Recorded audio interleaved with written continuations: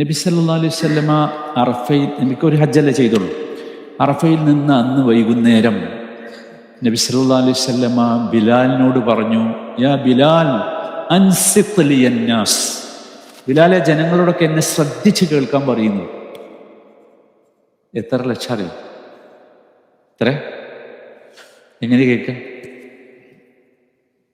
മൈക്രോഫോണൊന്നുമില്ലല്ലോ, പക്ഷെ കേട്ടണല്ലോ. അപ്പം എല്ലാവരും ശാന്തമായി നബി സല്ലല്ലാഹു അലൈഹി വസല്ലം ഇങ്ങനെ പറയാൻ തുടങ്ങി. ഭയങ്കര രസം. അതാനി ജിബ്രീൽ വാനിഫൻ വഅഖറഅനി മിൻ റബ്ബിയസ്സലാം. ആൾക്കാരിങ്ങനെ കേൾക്കുക.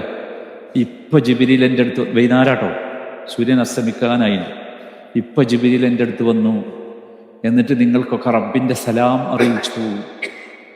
അപ്പോൾ ആൾക്കാരിങ്ങനെ ശ്രദ്ധിക്കുക. പിന്നെ എന്ത് പറഞ്ഞു? പിന്നെ ജിബ്രീൽ പറഞ്ഞു, ഇവിടെ വന്ന് നിന്നവർക്കൊക്കെ അള്ളാഹു പുറത്തു കൊടുത്തിരിക്കുന്നു, അവിടെ വന്ന് നിന്നാൽ മതി. മനസ്സിലായില്ലേ?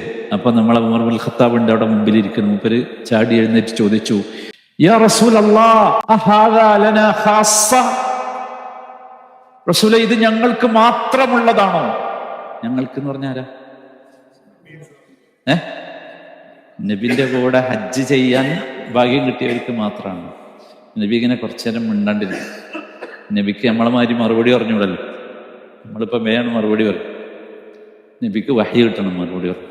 നബി പറഞ്ഞു. കുറച്ച് കഴിഞ്ഞപ്പം ഹാദാ ലക്കും വലിമൻ അതാ ബഅദകും ഇലാ യൗമിൽ ഖിയാമ,